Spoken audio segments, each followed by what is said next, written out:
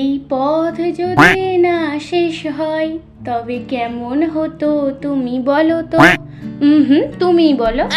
Hello guys, এই গরমে সন্ধ্যাবেলায় বেরিয়েছিলাম হাওয়া খেতে, কিন্তু হাওয়া খেয়ে আমাদের পেট একদমই ভরেনি, তাই চলে এলাম ক্রিস্পি চিকেন খেতে। আহা, পেটের ট্যাঙ্ক ভর্তি, তবে খুব গরম হচ্ছিল, তাই সামনে শপিং মলে ঢুকে পড়লাম একটু এসির হাওয়া খেতে, ওই আর কি। জানো তো, পুজোয় আমার এখনো পর্যন্ত একটাও জামা হয়নি, তাই এখানে অনেক জামা দেখছিলাম, তবে একটাও আমার পছন্দ হয়নি।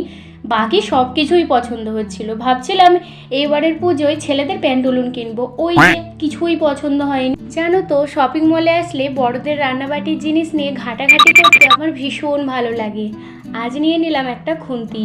এছাড়া আরও একটা পছন্দের জায়গা, এই যে এখানে মনে হয় সব কিছু কিনে নিই, তবে পকেটের অবস্থাও তো দেখতে হবে। তো এখন যাই বাড়ি, আর যদি না সাবস্ক্রাইব করো করে দেবো কিন্তু। আরই বাই।